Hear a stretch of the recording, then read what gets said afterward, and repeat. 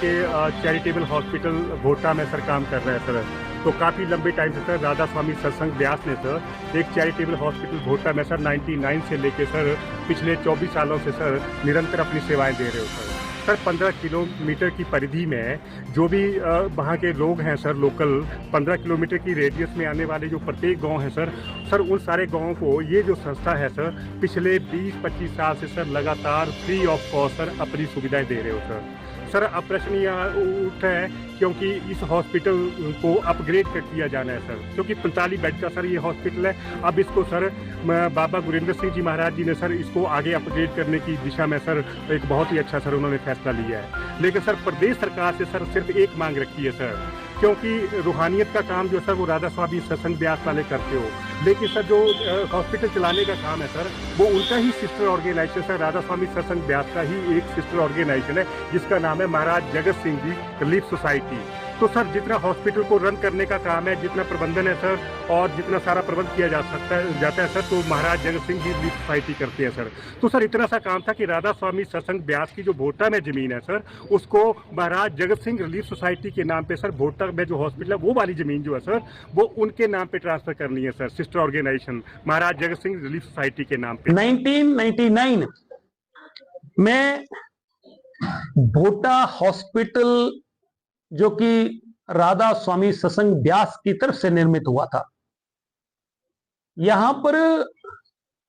हमीरपुर जिला के गरीब लोग जो है वहां उपचार करवाते हैं और यहां पर मरीजों से कोई भी चार्ज नहीं लिया जाता है, फ्री मुफ्त में सेवा जो है ये जो सत्संग ब्यास वाले हैं सेवा कर रहे हैं। आजकल हम समाचार पत्रों में पढ़ रहे हैं, अभी मैं भी वहां भोटा में मिल के आया, एक छोटा सा इशू कि ये जो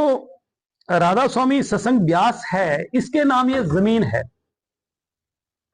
और उस पे जो है महाराज Jagat Singh medical relief society के नाम से हॉस्पिटल बनाया और उन पर जीएसटी लगाया जा रहा है। अब जब वो पैसे लेते नहीं है, किसी से चार्ज नहीं करते हैं, फ्री सेवा कर रहे हैं, उनके पास आमदन कोई नहीं है, तो 2 करोड़ रुपया सालाना या 2.5 करोड़ रुपया उनके ऊपर जो बर्डन पड़ रहा है वो कहां से देंगे। तो इसलिए ये मैं पब्लिक इंटरेस्ट की बात कर रहा हूं कि लोगों की मांग है, क्योंकि उन्होंने कह दिया है कि इसकी हमें रिलीफ नहीं दिया जाता है तो हम लोग हॉस्पिटल बंद करने के लिए मजबूर हैं। तो मेरा सरकार से आग्रह है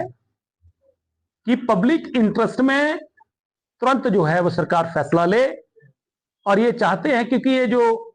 जीएसटी का रिलीफ तभी मिलेगा जब ये जो लैंड है राधा स्वामी सत्संग ब्यास के नाम पर जो है इसको लैंड को ट्रांसफर करके जो है महाराज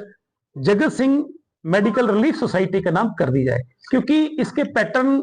और संरक्षक एक ही हैं। तो मुझे लग रहा है कि जहां कोई बिजनेस इंटरेस्ट नहीं है, पब्लिक इंटरेस्ट है, तो सरकार को इसको तुरंत जो है फैसला लेना चाहिए। सरकार को इन्होंने चिट्ठी भी लिखी है, सरकार को चाहिए कि उसके संदर्भ में उस रेफरेंस में चिट्ठी लिखे कि इस पे जो है हम स्पेशल ऑर्डिनेंस, मुख्यमंत्री ने मुझे लगता है जिक्र भी किया है, परंतु सरकार को इस बारे में चिट्ठी जारी कर देनी चाहिए, क्योंकि उन्होंने अल्टीमेटम दे दिया है कि 1 दिसंबर से हम हॉस्पिटल बंद कर रहे हैं। इससे हमीरपुर की जनता का, गरीब आदमी का नुकसान होने वाला है। राधा स्वामी सत्संग ब्यास की जो लैंड है, भोटा हॉस्पिटल की जो लैंड है, वो राधा स्वामी ब्यास अपनी सिस्टर कंसर्न जो ऑर्गेनाइजेशन है उसको देना चाहती है। उसमें कुछ अड़चन 1972 का जो लैंड सीलिंग एक्ट है उसके तहत है, लेकिन हमारी सरकार ये विचार कर रही है, उसके लीगल एंगल को देख रही है, और क्योंकि वो चैरिटेबल हॉस्पिटल है उसमें हमीरपुर के लोगों का जो इलाज है वो मुफ्त होता है, और वो सिस्टर जो ऑर्गेनाइजेशंस है उसको इसलिए ट्रांसफ़र करना चाहते हैं कि उन पर जीएसटी जो है और तकरीबन जब वो इक्विपमेंट मंगाते हैं तो उस पर जीएसटी लगता है। अब वो तो चैरिटेबल कर रहे हैं राधा स्वामी सत्संग ब्यास वाले, तो लोगों की सेवा कर रहे हैं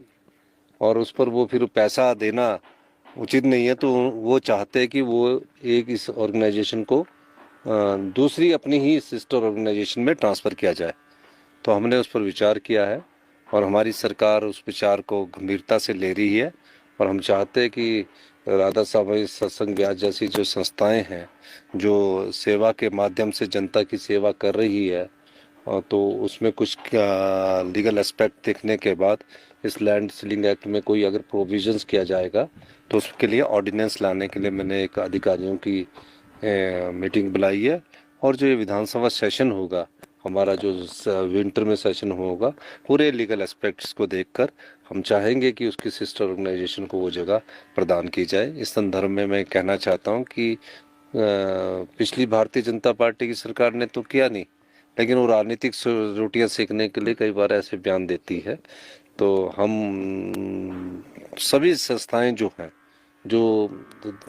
जन सेवा में लगी है उनके कल्याणकारी के लिए अगर हमें कोई कानून में थोड़ा बहुत परिवर्तन करना पड़ा तो हम उस कानून में परिवर्तन करने से भी पीछे नहीं हटेंगे।